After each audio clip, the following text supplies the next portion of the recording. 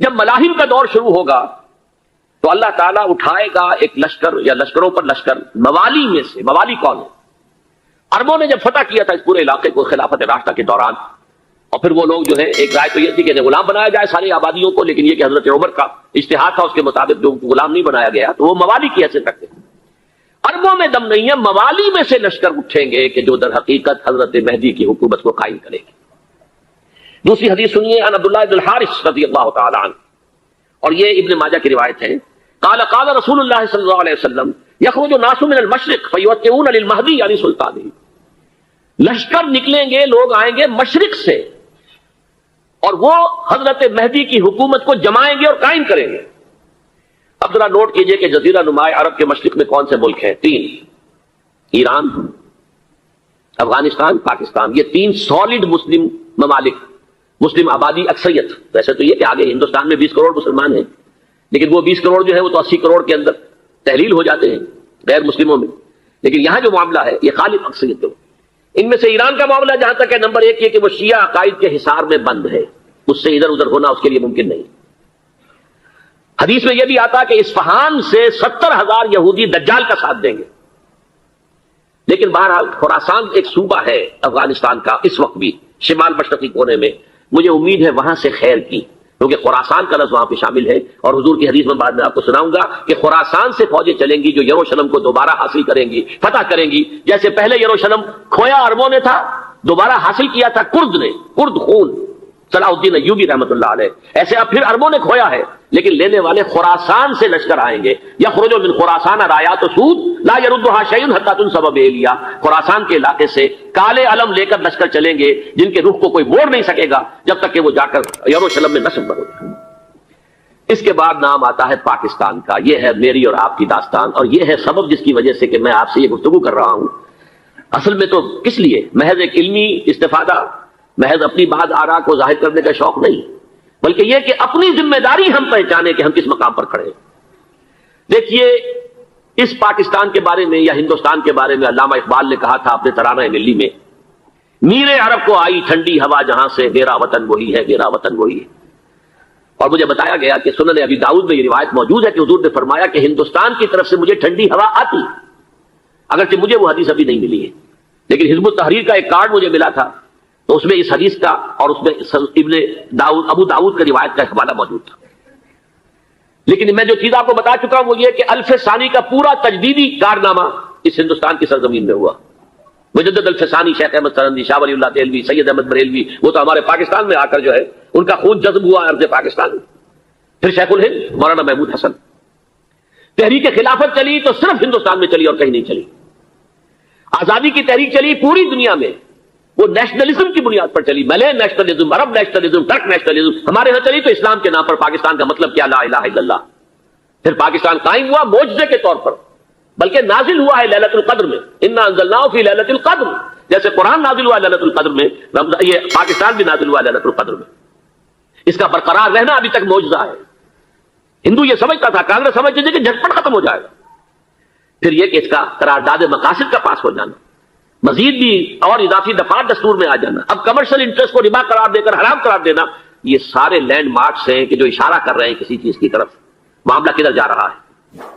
پھر یہ کہ یہ جو 14ویں صدی کے مجدد تھے شیخ الہند، اس کے بعد سے کچھ ایسی شخصیتیں عظیم پیدا ہوئی ہیں ہند میں جن کو میں سمجھتا ہوں کہ 14ویں صدی کے مجدد اور 15ویں صدی کے مجدد کے درمیان یہ 15ویں صدی کے مجدد کی راہ کو سیدھا کرنے والے، جیسے کہ حضرت یحییٰ نے کہا تھا میں تو آنے والے کا راستہ سیدھا کر رہا ہوں حضرت عیسیٰ کے لیے، ایسے ہی 15ویں صدی کے لیے امام مہدی کے لیے راستہ صاف کرنے والے سب سے پہلے علامہ اقبال، جنہوں نے اسلام کا تصور دین کی حیثیت سے دوبارہ زندہ کیا ہے، ورنہ اسلام ایک مذہب کی شکل اختیار کر چکا تھا. پھر مولانا مودودی، مولانا ابوالکلام آزاد حکومت الہیہ کے نعرے کے ساتھ میدان میں آئے. یہ اقبال نے جو تصور پیش کیا تھا اس پر عملی جدوجہد کے لیے حزب اللہ قائم ہوئی. نوٹ کر لیجئے 11 برس کا فرق ہے عمر کا علامہ اقبال کے اور ابوالکلام کے. اور 1913 میں جب حزب اللہ قائم کی ہے اس وقت علامہ اقبال کی ملی شاعری اپنے عروج کو پہنچ چکی تھی. پھر یہ کہ علامہ اقبال کے بعد تعبیر جو ہے اسلام کی وہ ابوالکلام نے کی، لیکن روایتی علماء نے کی شدید مخالفت کی وجہ سے وہ بدل ہو گئے، چھوڑ گئے، کانگریس میں شامل ہو گئے، بساط جو ہے حزب اللہ کی انہوں نے لپیٹ دی. پھر مولانا مودودی آئے، انہوں نے وہ ڈور جو ہے اس کا سرا تھاما، جماعت اسلامی قائم کی حکومت الہیہ ہی کے قیام کے لیے. اگرچہ میرے نزدیک یہ کہ وہ انتخابی اور ایک قومی سیاست کی ایک جماعت بن کر پاکستان میں جو ہے دلدل میں پھنس گئی ہے. اب ہم اس کی کوشش کر رہے ہیں، تنظیم اسلامی اور یہ تحریک خلافت جس کے تحت یہ جلسہ ہو رہا ہے. یہ ساری چیزیں وہ ہیں کہ آپ کو سوائے پاکستان کے اور کہیں نہیں ملیں گی پوری دنیا. معلوم ہوتا ہے کہ پاکستان کو بہت بڑا رول پلے کرنا ہے اس میں. اور اس کے ساتھ اب جمع کر لیجئے افغانستان کی عمارت افغانستان، اسلامی عمارت افغانستان قائم ہو چکی ہے. یہ پچھلے 20 سالوں میں جو کچھ وہاں ہوتا رہا ہے اس سے پہلے تصور نہیں ہو سکتا تھا. کابل جو ہے وہ تو جیسے پیرس کا تمدن تھا ویسے کابل کا تھا، وہی لباس، وہی سکرٹس. یہاں جب آئے تھے شاہ ظاہر شاہ سرکاری دورے پر تو ان کی جو ملکہ صاحبہ تھی ان کے ساتھ وہ سکرٹ میں ملبوس تھی. کابل جو ہے وہ بالکل ایک پیرس کی طرح کا شہر تھا. آج کابل جو ہے جا کر دیکھیے، علامہ اقبال کے فرزند بھی دیکھ کر آئے ہیں. تو اگرچہ وہ خود میں سمجھتا ہوں کہ خاصے انہیں آپ لبرل کہیں، آزاد خیال کہیں، لیکن اس درجے متاثر ہو کر آئے تھے کہ انہوں نے یہ کہا افغانستان میں جو میں نے حالات دیکھے ہیں کہ اگر 2-4 اور مسلمان ملکوں کے اندر یہ نظام قائم ہو جائے تو پوری دنیا مسلمان ہو جائے گی. یہ سب کچھ کیسے ہو رہا ہے؟ یہ آنے والے دور کی جھلکیاں ہیں. Coming events are casting their shadows before. یہ سب بتا رہے ہیں کہ پاکستان افغانستان کو مل کر اس میں کوئی عظیم رول پلے کرنا ہے. اور اس کے ضمن میں اب میں علامہ اقبال کے بارے میں آخری بات کہہ رہا ہوں. علامہ اقبال کے بارے میں عام یہ خیال ہے، انہوں نے اپنے خطبات میں مہدی کا اور نزول مسیح کا، حالانکہ میں کل پڑھ رہا تھا مولانا سید احمد اکبر آبادی رحمۃ اللہ علیہ کا ایک مقالہ ان کا کہ علامہ اقبال نے ابن خلدون کے بارے میں یہ کہا ہے کہ مہدی کا اور نزول عیسیٰ کا دونوں کا انہوں نے انکار کیا ہے. حالانکہ ابن خلدون نے نزول عیسیٰ کا انکار نہیں کیا، صرف مہدی کا انکار کیا. بہرحال علامہ اقبال نے خطبات میں انکار کیا ہے. لیکن یہ کہ اپنی شاعری کے اندر میں چیلنج کرتا ہوں کسی بڑے سے بڑے اقبال شناس کو، ان کا یہ شعر ذرا سنیے. خضر وقت از خلوت دشت حجاز آید بروں، کارواں زی وادی دور و دراز آید بروں. خضر وقت، امام وقت، رہنمائے وقت، قائد وقت، خلوت دشت حجاز، حجاز کی صحرا کی کسی خلوت گزینی سے نکل کر باہر آئیں گے. میں حیران ہوتا ہوں علامہ کے اس فکر پر اور اس مصرے پر. یہاں انہوں نے شیعہ اور سنی دونوں کے کانسیپٹ جمع کر دیے. شیعہ کا کانسیپٹ یہ چھپے ہوئے کسی غار میں وہاں سے برآمد ہوں گے، اور ہمارا کانسیپٹ میں ام سلمہ رضی اللہ تعالیٰ عنہ کی حدیث سنا چکا، چھپے ہوئے ہوں گے وہ وہاں پر. مدینے سے نکل کر آ کر مکے میں چھپ جائیں گے. اس خانہ جنگی کی حالت میں لوگ ان کی طرف دیکھ رہے ہوں گے، سوچتے ہوں گے انہیں میدان میں آنا چاہیے، کوئی پارٹ پلے کرنا چاہیے، امت کی رہنمائی کرنی چاہیے. لیکن وہ چھپیں گے، وہ کارے ہوں گے، وہ اس ذمہ داری کو قبول نہیں کرنا چاہیں گے، جا کے چھپ جائیں گے مکے میں. وہاں سے مکے والے انہیں نکالیں گے اور وہ کارے ہوں گے، انہیں بالکل یہ پسند نہیں ہوگا کہ ذمہ داری اٹھائیں. تو خضر وقت خلوت دشت حجاز آیت بروں، کارواں زی وادی دور و دراز آیت بروں. کارواں جو چلے گا ان کی مدد کے لیے اس وادی دور و دراز، اس زی عظیم وادی دور و دراز، یہ وادی سندھ ہے. وادی سندھ جو ہے ہم سمجھتے ہیں کہ صرف یہ پاکستان اور پنجاب جو ہے یہ اس میں شامل ہے. سندھ اور پنجاب نہیں، افغانستان کا پورا مشرقی علاقہ اس میں شامل ہے. جیسے دریائے جہلم سندھ میں جا رہا ہے، جیسے دریائے گلگت سندھ میں آ کر ملتا ہے، جیسے دریائے چناب اور راوی اور جہلم اور یہ سب جا رہے ہیں اور آ رہے ہیں، اسی طرح دریائے کابل کہاں سے آ رہا ہے، دریائے گومل کہاں سے آ رہا ہے، ٹوچی کہاں سے آ رہا ہے. یہ سارا جو ہے ڈرین جو ہو رہا ہے ایسٹرن جو ہے پارٹ آف افغانستان، یہ سب وادی ہے. اس وادی کے یہ 2 حصے ہیں. ایک حصہ جو ہے یہ ادھر پاکستان میں ہے اور اسی وادی کا دوسرا حصہ جو ہے وہ افغانستان میں ہے. کارواں زی وادی دور و دراز آیت بروں، کارواں چلے گا یہاں سے.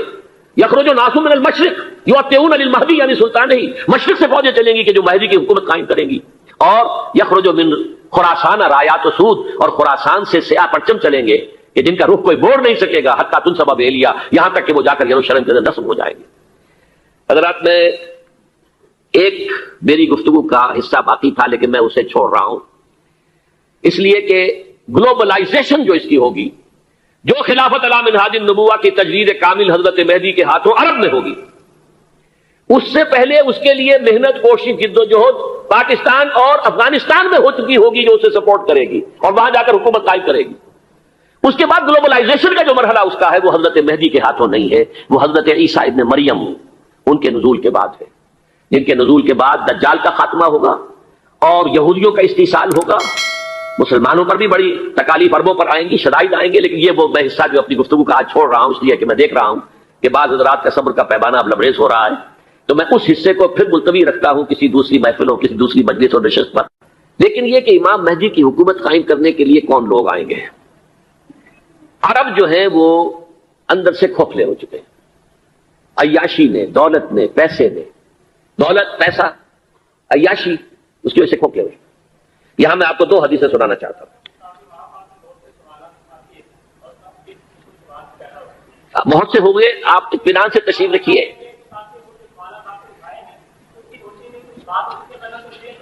بہت ہوگی، بات ہوگی، آپ اس طرح صبر سے سن لیجئے. میں اب تقریباً اپنی گفتگو کے اختتام تک پہنچ رہا ہوں. سنن ابن ماجہ کی روایت ہے حضرت ابو ہریرہ سے رضی اللہ تعالی عنہ قال قال رسول اللہ صلی اللہ علیہ وسلم اذا وقعت الملاحم بعث اللہ بعثا من الموالی هم اکرم العرب فرسا واجودہ سلاحا یوید اللہ بہم الدین. رواہ ابن ماجہ عن ابی ہریرہ رضی اللہ تعالی عنہ. جب ملاحم کا دور شروع ہوگا تو اللہ تعالیٰ اٹھائے گا ایک لشکر یا لشکروں پر لشکر موالی میں سے. موالی کون ہے؟ عربوں نے جب فتح کیا تھا اس پورے علاقے کو خلافت راشدہ کے دوران، اور پھر وہ لوگ جو ہے ایک رائے تو یہ تھی کہ غلام بنایا جائے ساری آبادیوں کو، لیکن یہ کہ حضرت عمر کا اجتہاد تھا، اس کے مطابق جو غلام نہیں بنایا گیا تو وہ موالی کی حیثیت رکھتے ہیں. عربوں میں دم نہیں ہے، موالی میں سے لشکر اٹھیں گے کہ جو در حقیقت حضرت مہدی کی حکومت کو قائم کرے گی. دوسری حدیث سنیے عن عبداللہ بن الحارث رضی اللہ تعالی عنہ، اور یہ ابن ماجہ کی روایت ہے. قال قال رسول اللہ صلی اللہ علیہ وسلم یخرج الناس من المشرق فیوتئون للمہدی یعنی سلطانہ. لشکر نکلیں گے، لوگ آئیں گے مشرق سے اور وہ حضرت مہدی کی حکومت کو جمائیں گے اور قائم کریں گے. اب ذرا نوٹ کیجئے کہ جزیرہ نماء عرب کے مشرق میں کون سے ملک ہیں؟ 3: ایران، افغانستان، پاکستان. یہ 3 سالڈ مسلم ممالک، مسلم آبادی اکثریت. ویسے تو یہ کہ آگے ہندوستان میں 20 کروڑ مسلمان ہیں، لیکن وہ 20 کروڑ جو ہے وہ تو 80 کروڑ کے اندر تحلیل ہو جاتے ہیں غیر مسلموں میں. لیکن یہاں جو معاملہ ہے یہ خالص اکثریت. ان میں سے ایران کا معاملہ جہاں تک ہے نمبر 1 یہ کہ وہ شیعہ عقائد کے حصار میں بند ہے، اس سے ادھر ادھر ہونا اس کے لیے ممکن نہیں. حدیث میں یہ بھی آتا کہ اصفہان سے 70,000 یہودی دجال کا ساتھ دیں گے. لیکن بہرحال خراسان ایک صوبہ ہے افغانستان کا اس وقت بھی شمال مشرقی کونے میں، مجھے امید ہے وہاں سے خیر کی، کیونکہ خراسان کا لفظ وہاں پہ شامل ہے. اور حضور کی حدیث میں بعد میں آپ کو سناؤں گا کہ خراسان سے فوجیں چلیں گی جو یروشلم کو دوبارہ حاصل کریں گی، فتح کریں گی. جیسے پہلے یروشلم کھویا عربوں نے تھا، دوبارہ حاصل کیا تھا کرد نے، کرد خون صلاح الدین ایوبی رحمۃ اللہ علیہ، ایسے اب پھر عربوں نے کھویا ہے، لیکن لینے والے خراسان سے لشکر آئیں گے. یخرج من خراسان رایات سود لا یردها شیء حتی تنصب بإیلیا. خراسان کے علاقے سے کالے علم لے کر لشکر چلیں گے جن کے رخ کو کوئی موڑ نہیں سکے گا جب تک کہ وہ جا کر یروشلم میں نصب نہ ہو جائے. اس کے بعد نام آتا ہے پاکستان کا. یہ ہے میری اور آپ کی داستان، اور یہ ہے سبب جس کی وجہ سے کہ میں آپ سے یہ گفتگو کر رہا ہوں. اصل میں تو کس لیے؟ محض ایک علمی استفادہ، محض اپنی بات آرا کو ظاہر کرنے کا شوق نہیں، بلکہ یہ کہ اپنی ذمہ داری ہم پہچانے کہ ہم کس مقام پر کھڑے ہیں. دیکھیے اس پاکستان کے بارے میں یا ہندوستان کے بارے میں علامہ اقبال نے کہا تھا اپنے ترانہ ملی میں، میرے عرب کو آئی ٹھنڈی ہوا جہاں سے، میرا وطن وہی ہے، میرا وطن وہی ہے. اور مجھے بتایا گیا کہ سنن ابی داؤد میں یہ روایت موجود ہے کہ حضور نے فرمایا کہ ہندوستان کی طرف سے مجھے ٹھنڈی ہوا آتی، اگرچہ مجھے وہ حدیث ابھی نہیں ملی ہے، لیکن حزب التحریر کا ایک کارڈ مجھے ملا تھا تو اس میں اس حدیث کا اور اس میں ابن داؤد ابو داؤد کی روایت کا حوالہ موجود تھا. لیکن میں جو چیز آپ کو بتا چکا ہوں وہ یہ کہ الف ثانی کا پورا تجدیدی کارنامہ اس ہندوستان کی سرزمین میں ہوا. مجدد الف ثانی شیخ احمد سرندی، شاہ ولی اللہ دہلوی، سید احمد بریلوی، وہ تو ہمارے پاکستان میں آ کر جو ہے ان کا خون جذب ہوا ارض پاکستان. پھر شیخ الہند مولانا محمود حسن. تحریک خلافت چلی تو صرف ہندوستان میں چلی اور کہیں نہیں چلی. آزادی کی تحریک چلی پوری دنیا میں، وہ نیشنلزم کی بنیاد پر چلی، ملے نیشنلزم، عرب نیشنلزم، ترک نیشنلزم. ہمارے ہاں چلی تو اسلام کے نام پر. پاکستان کا مطلب کیا؟ لا الہ الا اللہ. پھر پاکستان قائم ہوا معجزے کے طور پر، بلکہ نازل ہوا ہے لیلۃ القدر میں. انا انزلناہ فی لیلۃ القدر، جیسے قرآن نازل ہوا لیلۃ القدر میں، یہ پاکستان بھی نازل ہوا لیلۃ القدر میں. اس کا برقرار رہنا ابھی تک معجزہ ہے. ہندو یہ سمجھتا تھا، کانگریس سمجھتی تھی کہ جھٹپٹ ختم ہو جائے گا. پھر یہ کہ اس کا قرارداد مقاصد کا پاس ہو جانا، مزید بھی اور اضافی دفعات دستور میں آ جانا، اب کمرشل انٹرسٹ کو ربا قرار دے کر حرام قرار دینا، یہ سارے لینڈ مارکس ہیں کہ جو اشارہ کر رہے ہیں کسی چیز کی طرف، معاملہ کدھر جا رہا ہے. پھر یہ کہ یہ جو 14ویں صدی کے مجدد تھے شیخ الہند، اس کے بعد سے کچھ ایسی شخصیتیں عظیم پیدا ہوئی ہیں ہند میں جن کو میں سمجھتا ہوں کہ 14ویں صدی کے مجدد اور 15ویں صدی کے مجدد کے درمیان یہ 15ویں صدی کے مجدد کی راہ کو سیدھا کرنے والے، جیسے کہ حضرت یحییٰ نے کہا تھا میں تو آنے والے کا راستہ سیدھا کر رہا ہوں حضرت عیسیٰ کے لیے، ایسے ہی 15ویں صدی کے لیے امام مہدی کے لیے راستہ صاف کرنے والے سب سے پہلے علامہ اقبال، جنہوں نے اسلام کا تصور دین کی حیثیت سے دوبارہ زندہ کیا ہے، ورنہ اسلام ایک مذہب کی شکل اختیار کر چکا تھا. پھر مولانا مودودی، مولانا ابوالکلام آزاد حکومت الہیہ کے نعرے کے ساتھ میدان میں آئے.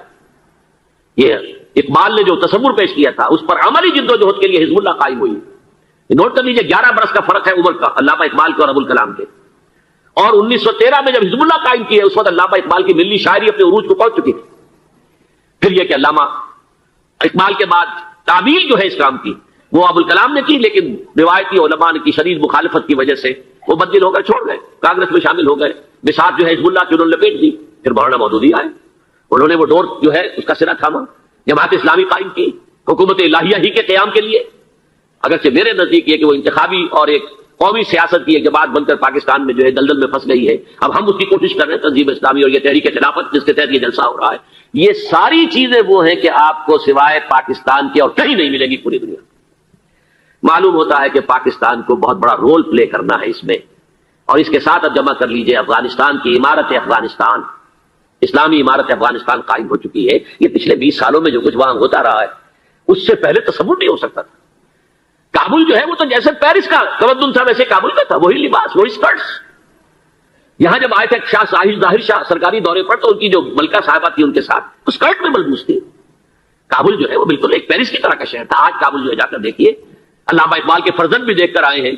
تو اگرچہ وہ خود میں سمجھتا ہوں کہ خاصے انہیں آپ لبرل کہیں، آزاد خیال کہیں، لیکن اس درجے متاثر ہو کر آئے تھے کہ انہوں نے یہ کہا افغانستان میں جو میں نے حالات دیکھے ہیں کہ اگر 2-4 اور مسلمان ملکوں کے اندر یہ نظام قائم ہو جائے تو پوری دنیا مسلمان ہو جائے گی. یہ سب کچھ کیسے ہو رہا ہے؟ یہ آنے والے دور کی جھلکیاں ہیں.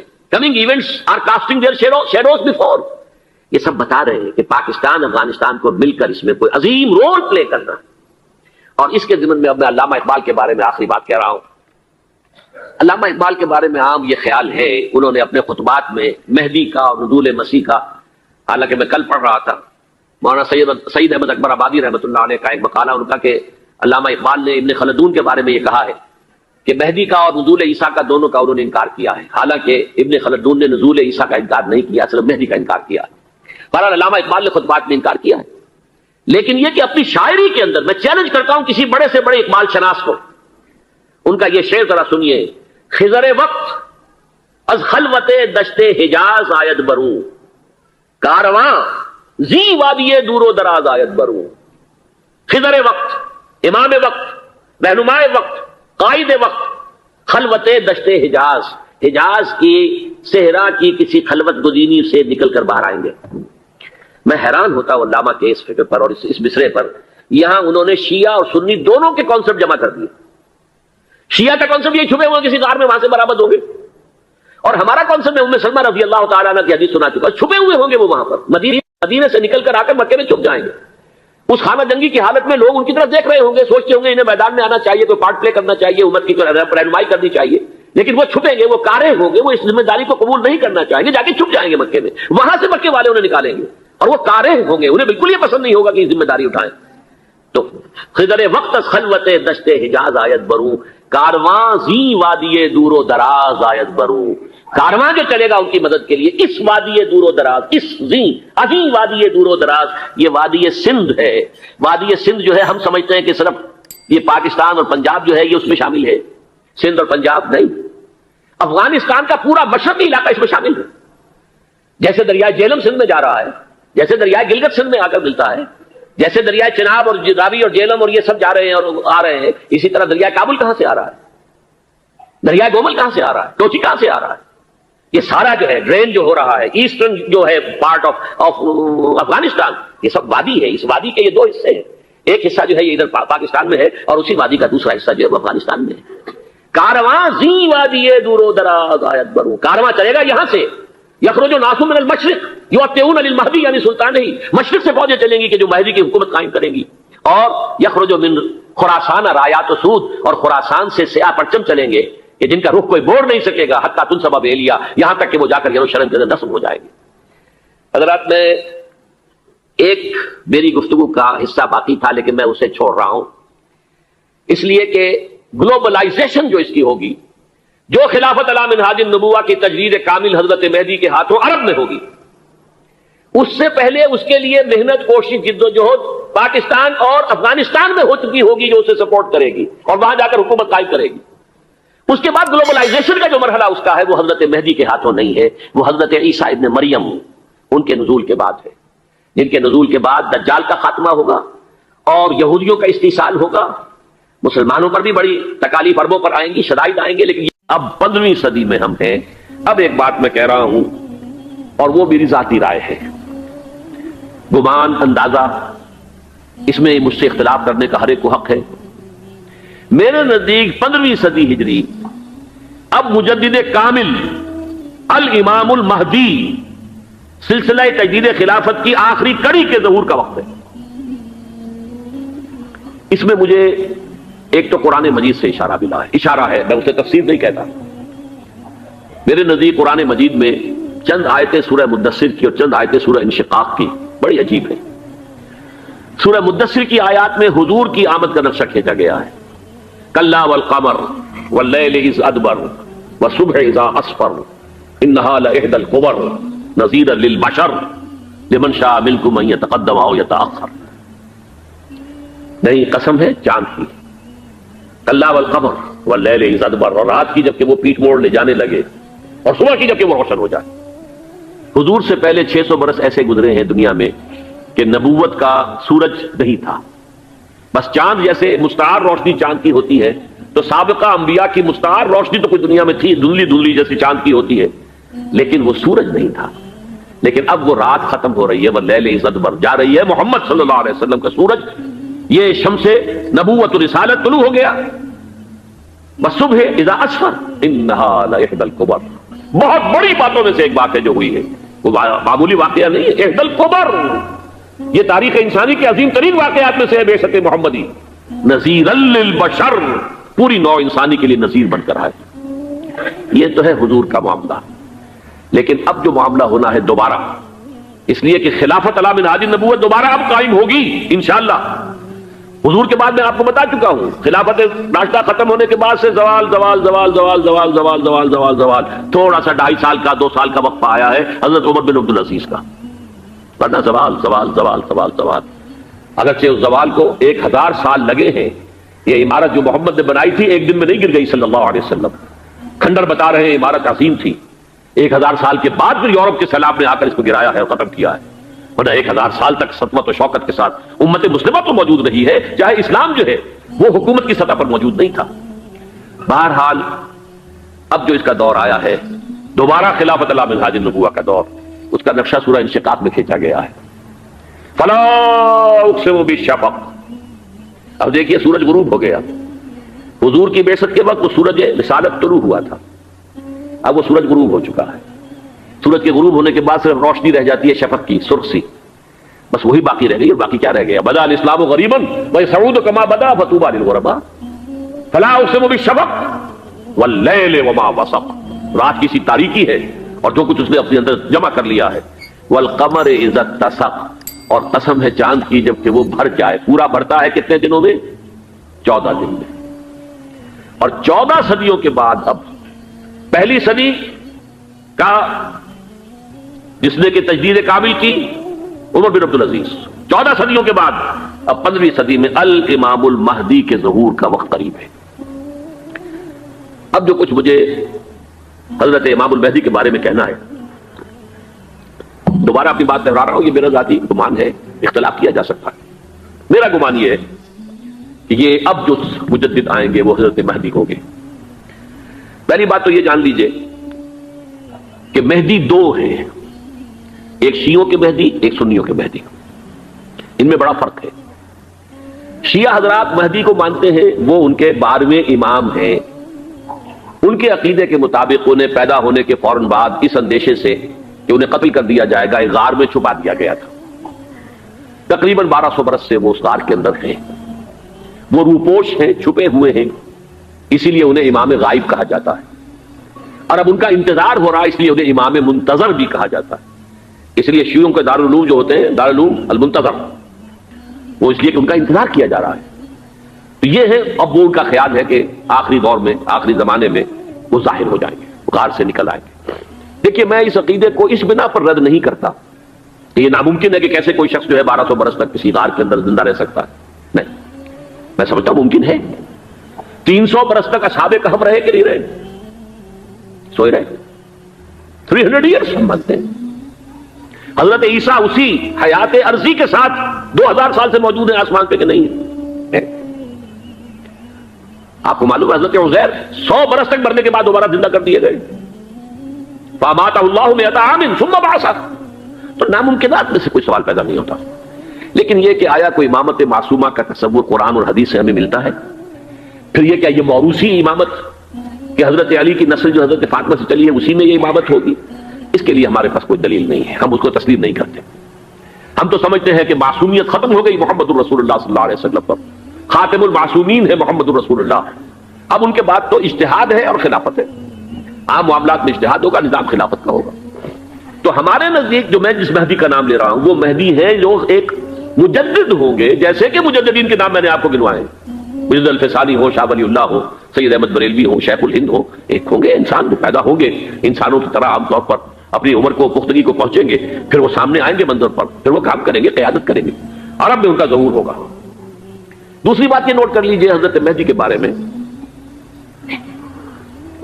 ہمارے ہاں احادیث کے جو مجموعے ہیں، جو ٹاپ کے 2 مجموعے ہیں، ان میں کہیں حضرت مہدی کا ذکر نہیں ہے، نہ صحیح بخاری میں نہ صحیح مسلم میں.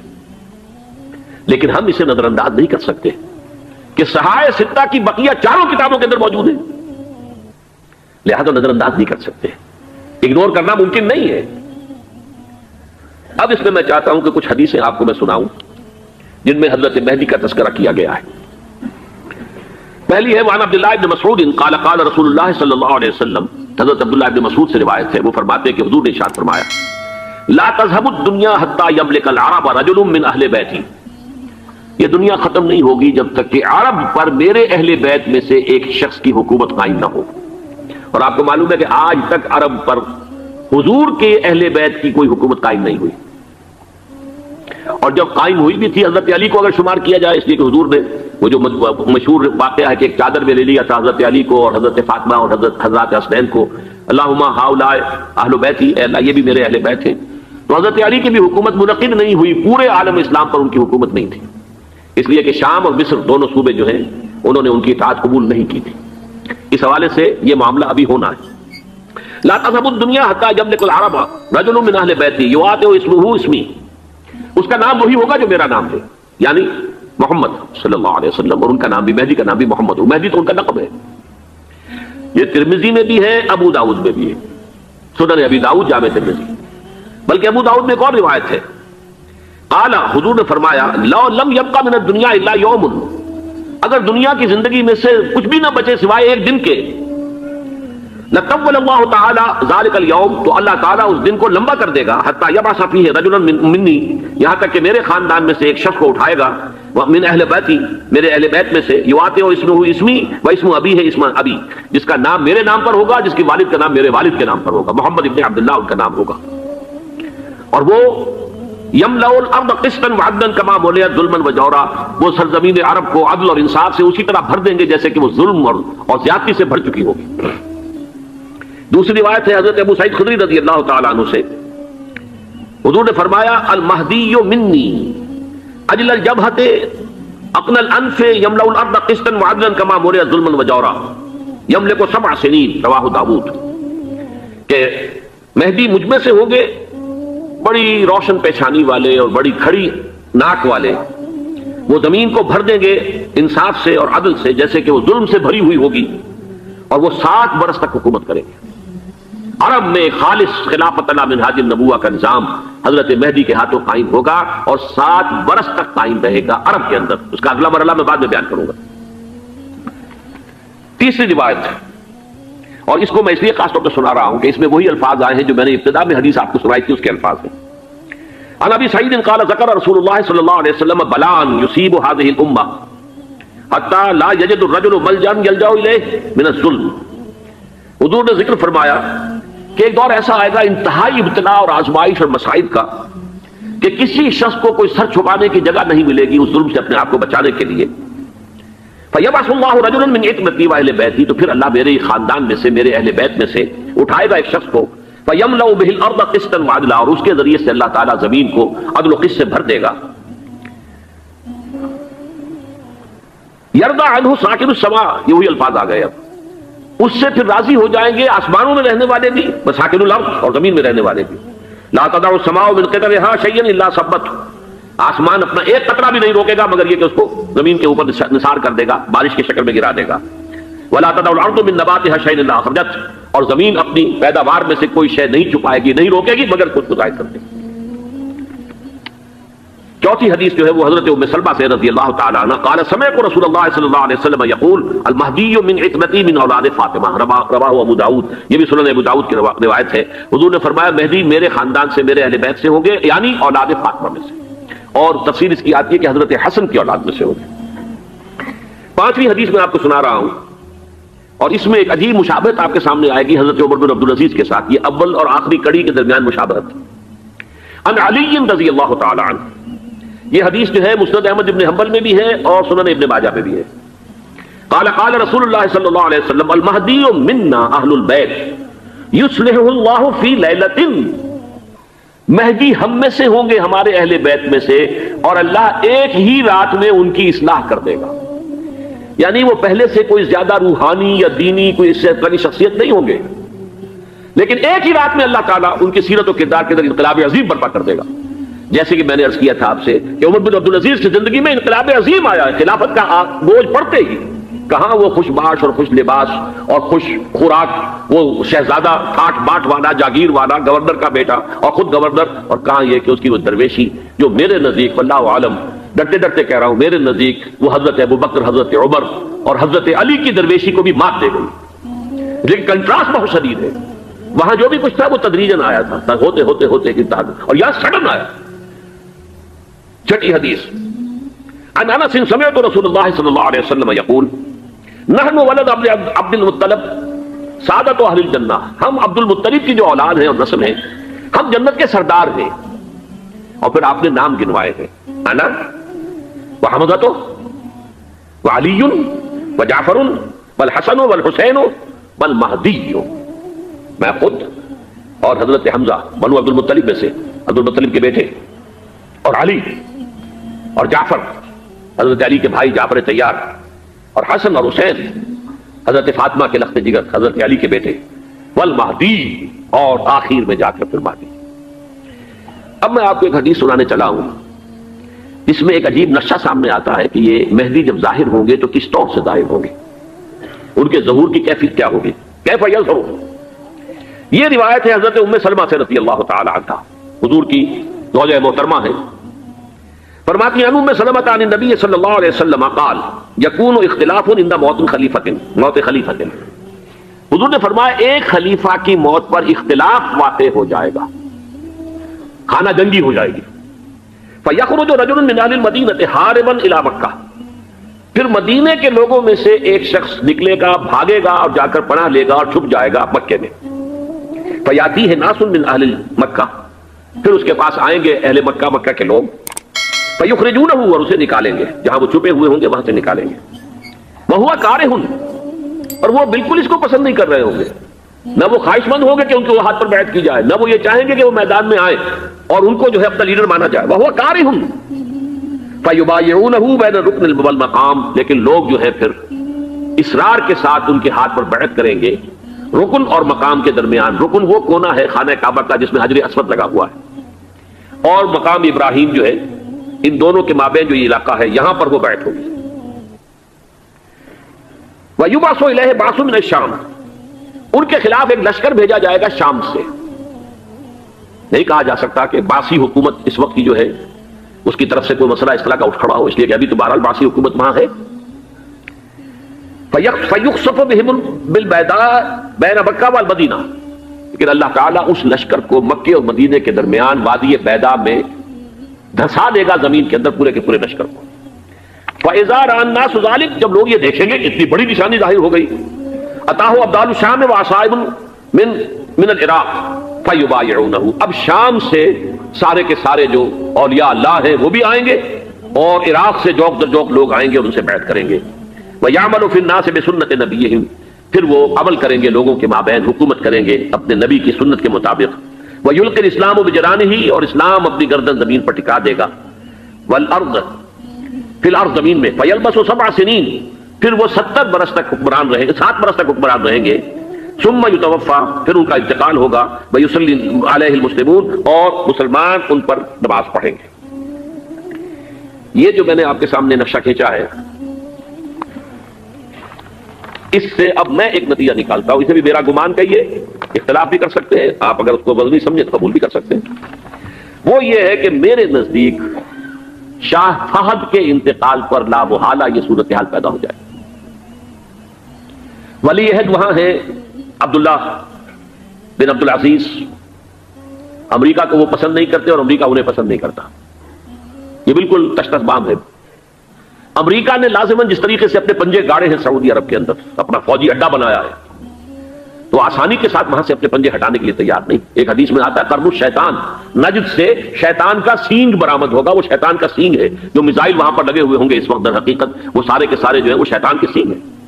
بہرحال کوشش وہ کرے گا کہ جیسے کہ اس نے جارڈن میں کیا، کتنے عرصے سے وہاں شاہ حسین کا چھوٹا بھائی حسن جو ہے وہ ولی عہد تھا، عین وقت کے اوپر آ کر، اور پتہ نہیں کیسی کیسی دوائیاں دے کر اسے لے کر آئے ہیں شاہ حسین کو، مرتے ہوئے کو تھوڑی دیر زندہ رکھنے کے لیے، اور وہ تبدیلی کروا کر جو ہے واپس لے گئے ہیں۔ تو یہ معاملہ ہوا ہے، تبدیلی کروا دی، وہاں تو ہو گئی آرام سے، کوئی بات نہیں۔ بحرین میں بھی غالباً ایسا ہی معاملہ ہوا ہے، واللہ عالم، مجھے یاد پڑتا ہے کہ وہ چاہتے ہیں کہ ہمارا پسند کا آدمی آئے۔ اگر سعودی عرب میں یہ کام کیا گیا تو اس کا لازمی نتیجہ خانہ جنگی ہوگا، اس لیے کہ وہاں کی روایت کی بڑی سخت ہے، بڑی پختہ ہے۔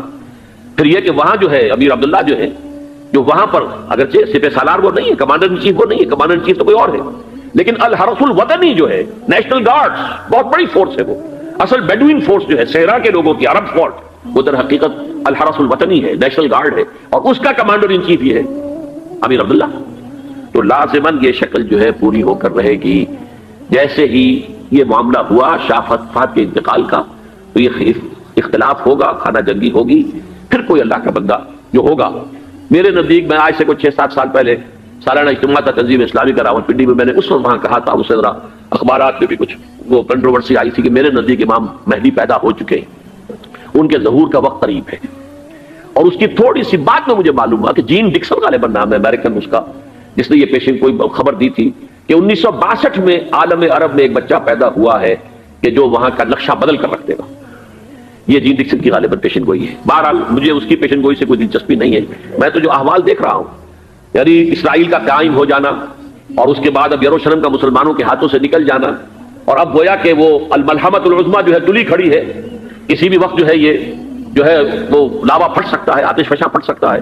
تو یہ تمام حالات ایسے ہیں کہ جن کی وجہ سے میں سمجھتا ہوں کہ ایک تو جو قرآن مجید کے اشارات میں نے آپ کو بتائے، 14 صدیاں، 14 دن میں چاند کا پورا ہونا، والقمر اذا اتسق، 14 دن میں 14ویں کا چاند، اسی طرح یہ 14 صدیوں کے بعد یہ صدی جو 15ویں صدی ہے، یہ در حقیقت ظہور امام مہدی کی صدی ہے۔ لیکن یہ کہ امام مہدی کی حکومت قائم کرنے کے لیے کون لوگ آئیں گے؟ عرب جو ہیں وہ اندر سے کھوکھلے ہو چکے ہیں، عیاشی نے، دولت نے، پیسے نے، دولت، پیسہ، عیاشی، اس کی وجہ سے کھوکھلے ہو چکے۔ یہاں میں آپ کو 2 حدیثیں سنانا چاہتا ہوں۔ بہت سے ہوئے، آپ اطمینان سے تشریف رکھیے۔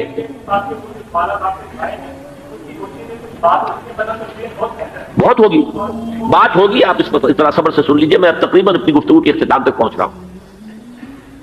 سنن ابن ماجہ کی روایت ہے حضرت ابو ہریرہ سے رضی اللہ تعالی عنہ، قال قال رسول اللہ صلی اللہ علیہ وسلم اذا وقعت الملاحم بعث اللہ بعثا من الموالی هم اکرم العرب فرسا واجودہ سلاحا یوید اللہ بہم الدین، رواہ ابن ماجہ عن ابی ہریرہ رضی اللہ تعالی عنہ۔ جب ملاحم کا دور شروع ہوگا تو اللہ تعالیٰ اٹھائے گا ایک لشکر یا لشکروں پر لشکر، موالی میں سے۔ موالی کون ہے؟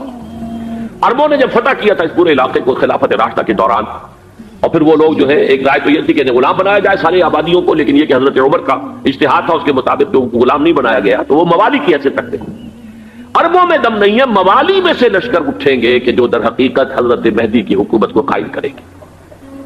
دوسری حدیث سنیے، عن عبداللہ بن الحارث رضی اللہ تعالی عنہ، اور یہ ابن ماجہ کی روایت ہے، قال قال رسول اللہ صلی اللہ علیہ وسلم یخرج ناس من المشرق فیوطئون للمہدی یعنی سلطانی، لشکر نکلیں گے، لوگ آئیں گے مشرق سے، اور وہ حضرت مہدی کی حکومت کو جمائیں گے اور قائم کریں گے۔ اب ذرا نوٹ کیجئے کہ جزیرہ نما عرب کے مشرق میں کون سے ملک ہیں؟ 3: ایران، افغانستان، پاکستان. یہ 3 سالڈ مسلم ممالک، مسلم آبادی اکثریت. ویسے تو یہ کہ آگے ہندوستان میں 20 کروڑ مسلمان ہیں، لیکن وہ 20 کروڑ جو ہے وہ تو 80 کروڑ کے اندر تحلیل ہو جاتے ہیں غیر مسلموں میں. لیکن یہاں جو معاملہ ہے یہ خالص اکثریت کے. ان میں سے ایران کا معاملہ جہاں تک ہے، نمبر 1 یہ کہ وہ شیعہ عقائد کے حصار میں بند ہے، اس سے ادھر ادھر ہونا اس کے لیے ممکن نہیں. حدیث میں یہ بھی آتا کہ اصفہان سے 70,000 یہودی دجال کا ساتھ دیں گے. لیکن بہرحال خراسان ایک صوبہ ہے افغانستان کا اس وقت بھی شمال مشرقی کونے میں، مجھے امید ہے وہاں سے خیر کی، کیونکہ خراسان کا لفظ وہاں پہ شامل ہے. اور حضور کی حدیث میں بعد میں آپ کو سناؤں گا کہ خراسان سے فوجیں چلیں گی جو یروشلم کو دوبارہ حاصل کریں گی، فتح کریں گی. جیسے پہلے یروشلم کھویا عربوں نے تھا، دوبارہ حاصل کیا تھا کرد نے، کرد خون صلاح الدین ایوبی رحمۃ اللہ علیہ. ایسے اب پھر عربوں نے کھویا ہے، لیکن لینے والے خراسان سے لشکر آئیں گے. یخرج من خراسان رایات سود لا یردها شیء حتی تنصب بإیلیا. خراسان کے علاقے سے کالے علم لے کر لشکر چلیں گے جن کے روح کو کوئی موڑ نہیں سکے گا جب تک کہ وہ جا کر یروشلم میں نصب کرے. اس کے بعد نام آتا ہے پاکستان کا. یہ ہے میری اور آپ کی داستان، اور یہ ہے سبب جس کی وجہ سے کہ میں آپ سے یہ گفتگو کر رہا ہوں. اصل میں تو کس لیے؟ محض ایک علمی استفادہ، محض اپنی بات آراء کو ظاہر کرنے کا شوق نہیں، بلکہ یہ کہ اپنی ذمہ داری ہم پہچانے کہ ہم کس مقام پر کھڑے ہیں. دیکھیے اس پاکستان کے بارے میں یا ہندوستان کے بارے میں علامہ اقبال نے کہا تھا اپنے ترانہ ملی میں، میرے عرب کو آئی ٹھنڈی ہوا جہاں سے، میرا وطن وہی ہے، میرا وطن وہی ہے. اور مجھے بتایا گیا کہ سنن ابی داؤد میں یہ روایت موجود ہے کہ حضور نے فرمایا کہ ہندوستان کی طرف سے مجھے ٹھنڈی ہوا آتی، اگرچہ مجھے وہ حدیث ابھی نہیں ملی ہے. لیکن حزب التحریر کا ایک کارڈ مجھے ملا تھا، تو اس میں اس حدیث کا اور اس میں ابن داؤد ابو داؤد کا روایت کا حوالہ موجود تھا. لیکن میں جو چیز آپ کو بتا چکا ہوں وہ یہ کہ الف ثانی کا پورا تجدیدی کارنامہ اس ہندوستان کی سرزمین میں ہوا. مجدد الف ثانی شیخ احمد سرندی، شاہ ولی اللہ دہلوی، سید احمد بریلوی، وہ تو ہمارے پاکستان میں آ کر جو ہے ان کا خون جذب ہوا ارض پاکستان میں. پھر شیخ الہند مولانا محمود حسن. تحریک خلافت چلی تو صرف ہندوستان میں چلی اور کہیں نہیں چلی. آزادی کی تحریک چلی پوری دنیا میں، وہ نیشنلزم کی بنیاد پر چلی، ملے نیشنلزم، عرب نیشنلزم، ترک نیشنلزم. ہمارے یہاں چلی تو اسلام کے نام پر. پاکستان کا مطلب کیا؟ لا الہ الا اللہ. پھر پاکستان قائم ہوا معجزے کے طور پر، بلکہ نازل ہوا ہے لیلۃ القدر میں. انا انزلناہ فی لیلۃ القدر، جیسے قرآن نازل ہوا ہے لیلۃ القدر میں، یہ پاکستان بھی نازل ہوا ہے لیلۃ القدر میں. اس کا برقرار رہنا ابھی تک معجزہ ہے. ہندو یہ سمجھتا تھا، کانگریس سمجھتی تھی کہ جھٹپٹ ختم ہو جائے گا. پھر یہ کہ اس کا قرارداد مقاصد کا پاس ہو جانا، مزید بھی اور اضافی دفعات دستور میں آ جانا، اب کمرشل انٹرسٹ کو ربا قرار دے کر حرام قرار دینا، یہ سارے لینڈ مارکس ہیں کہ جو اشارہ کر رہے ہیں کسی چیز کی طرف. معاملہ کدھر جا رہا ہے؟ پھر یہ کہ یہ جو 14ویں صدی کے مجدد تھے شیخ الہند، اس کے بعد سے کچھ ایسی شخصیتیں عظیم پیدا ہوئی ہیں ہند میں جن کو میں سمجھتا ہوں کہ 14ویں صدی کے مجدد اور 15ویں صدی کے مجدد کے درمیان یہ 15ویں صدی کے مجدد کی راہ کو سیدھا کرنے والے، جیسے کہ حضرت یحییٰ نے کہا تھا میں تو آنے والے کا راستہ سیدھا کر رہا ہوں حضرت عیسیٰ کے لیے، ایسے ہی 15ویں صدی کے لیے امام مہدی کے لیے راستہ صاف کرنے والے سب سے پہلے علامہ اقبال، جنہوں نے اسلام کا تصور دین کی حیثیت سے دوبارہ زندہ کیا ہے، ورنہ اسلام ایک مذہب کی شکل اختیار کر چکا تھا. پھر مولانا مودودی، مولانا ابوالکلام آزاد حکومت الہیہ کے نعرے کے ساتھ میدان میں آئے. یہ اقبال نے جو تصور پیش کیا تھا اس پر عملی جدوجہد کے لیے حزب اللہ قائم ہوئی. نوٹ کر لیجیے 11 برس کا فرق ہے عمر کا علامہ اقبال کے اور ابوالکلام کے. اور 1913 میں جب حزب اللہ قائم کی ہے اس وقت علامہ اقبال کی ملی شاعری اپنے عروج کو پہنچ چکی تھی. پھر یہ کہ علامہ اقبال کے بعد تعبیل جو ہے اس کام کی وہ ابوالکلام نے کی، لیکن روایتی علماء کی شدید مخالفت کی وجہ سے وہ بدل ہو کر چھوڑ گئے، کانگریس میں شامل ہو گئے. بساط جو ہے حزب اللہ کی انہوں نے لپیٹ دی. پھر مولانا مودودی آئے، انہوں نے وہ ڈور جو ہے اس کا سرا تھاما، جماعت اسلامی قائم کی حکومت الہیہ ہی کے قیام کے لیے. اگرچہ میرے نزدیک یہ کہ وہ انتخابی اور ایک قومی سیاست کی ایک جماعت بن کر پاکستان میں جو ہے دلدل میں پھنس گئی ہے. اب ہم اس کی کوشش کر رہے ہیں تنظیم اسلامی اور یہ تحریک خلافت جس کے تحت یہ جلسہ ہو رہا ہے. یہ ساری چیزیں وہ ہیں کہ آپ کو سوائے پاکستان کے اور کہیں نہیں ملیں گی پوری دنیا. معلوم ہوتا ہے کہ پاکستان کو بہت بڑا رول پلے کرنا ہے اس میں. اور اس کے ساتھ اب جمع کر لیجئے افغانستان کی عمارت افغانستان، اسلامی عمارت افغانستان قائم ہو چکی ہے. یہ پچھلے 20 سالوں میں جو کچھ وہاں ہوتا رہا ہے اس سے پہلے تصور نہیں ہو سکتا تھا.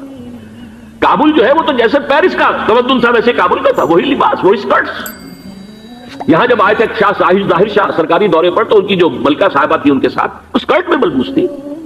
کابل جو ہے وہ بالکل ایک پیرس کی طرح کا شہر تھا. آج کابل جو ہے جا کر دیکھیے، علامہ اقبال کے فرزند بھی دیکھ کر آئے ہیں تو اگرچہ وہ خود میں سمجھتا ہوں کہ خاصے انہیں آپ لبرل کہیں، آزاد خیال کہیں، لیکن اس درجے متاثر ہو کر آئے تھے کہ انہوں نے یہ کہا افغانستان میں جو میں نے حالات دیکھے ہیں کہ اگر 2-4 اور مسلمان ملکوں کے اندر یہ نظام قائم ہو جائے تو پوری دنیا مسلمان ہو جائے گی۔ یہ سب کچھ کیسے ہو رہا ہے؟ یہ آنے والے دور کی جھلکیاں ہیں۔ Coming events are casting their shadows before. یہ سب بتا رہے ہیں کہ پاکستان افغانستان کو مل کر اس میں کوئی عظیم رول پلے کرنا ہے۔ اور اس کے ضمن میں اب میں علامہ اقبال کے بارے میں آخری بات کہہ رہا ہوں۔ علامہ اقبال کے بارے میں عام یہ خیال ہے، انہوں نے اپنے خطبات میں مہدی کا اور نزول مسیح کا، حالانکہ میں کل پڑھ رہا تھا مولانا سید احمد اکبر آبادی رحمۃ اللہ علیہ کا ایک مقالہ ان کا کہ علامہ اقبال نے ابن خلدون کے بارے میں یہ کہا ہے کہ مہدی کا اور نزول عیسیٰ کا دونوں کا انہوں نے انکار کیا ہے، حالانکہ ابن خلدون نے نزول عیسیٰ کا انکار نہیں کیا، صرف مہدی کا انکار کیا۔ بہرحال علامہ اقبال نے خطبات میں انکار کیا ہے، لیکن یہ کہ اپنی شاعری کے اندر میں چیلنج کرتا ہوں کسی بڑے سے بڑے اقبال شناس کو، ان کا یہ شعر ذرا سنیے۔ خضر وقت از خلوت دشت حجاز آید بروں، کارواں زی وادی دور و دراز آید بروں۔ خضر وقت، امام وقت، رہنمائے وقت، قائد وقت، خلوت دشت حجاز، حجاز کی صحرا کی کسی خلوت گزینی سے نکل کر باہر آئیں گے۔ میں حیران ہوتا ہوں علامہ کے اس فکر پر اور اس مصرے پر۔ یہاں انہوں نے شیعہ اور سنی دونوں کے کانسیپٹ جمع کر دیے۔ شیعہ کا کانسیپٹ یہ چھپے ہوئے کسی غار میں وہاں سے برآمد ہوں گے، اور ہمارا کانسیپٹ میں ام سلمہ رضی اللہ تعالیٰ عنہ کی حدیث سنا چکا، چھپے ہوئے ہوں گے وہ وہاں پر، مدینے سے نکل کر آ کر مکے میں چھپ جائیں گے۔ اس خانہ جنگی کی حالت میں لوگ ان کی طرف دیکھ رہے ہوں گے، سوچتے ہوں گے انہیں میدان میں آنا چاہیے، کوئی پارٹ پلے کرنا چاہیے، امت کی رہنمائی کرنی چاہیے، لیکن وہ چھپیں گے، وہ کارے ہوں گے، وہ اس ذمہ داری کو قبول نہیں کرنا چاہیں گے، جا کے چھپ جائیں گے مکے میں، وہاں سے مکے والے انہیں نکالیں گے، اور وہ کارے ہوں گے، انہیں بالکل یہ پسند نہیں ہوگا کہ یہ ذمہ داری اٹھائیں۔ تو خضر وقت از خلوت دشت حجاز آیت بروں، کارواں زی وادی دور و دراز آیت بروں۔ کارواں جو چلے گا ان کی مدد کے لیے اس وادی دور و دراز، اس زی عظیم وادی دور و دراز، یہ وادی سندھ ہے۔ وادی سندھ جو ہے ہم سمجھتے ہیں کہ صرف یہ پاکستان اور پنجاب جو ہے یہ اس میں شامل ہے، سندھ اور پنجاب نہیں، افغانستان کا پورا مشرقی علاقہ اس میں شامل ہے۔ جیسے دریائے جیلم سندھ میں جا رہا ہے، جیسے دریائے گلگت سندھ میں آ کر ملتا ہے، جیسے دریائے چناب اور راوی اور جیلم اور یہ سب جا رہے ہیں اور آ رہے ہیں، اسی طرح دریائے کابل کہاں سے آ رہا ہے، دریائے گومل کہاں سے آ رہا ہے، ٹوچی کہاں سے آ رہا ہے، یہ سارا جو ہے ڈرین جو ہو رہا ہے، ایسٹرن جو ہے پارٹ آف افغانستان، یہ سب وادی ہے۔ اس وادی کے یہ دو حصے ہیں، ایک حصہ جو ہے یہ ادھر پاکستان میں ہے اور اسی وادی کا دوسرا حصہ جو ہے وہ افغانستان میں ہے۔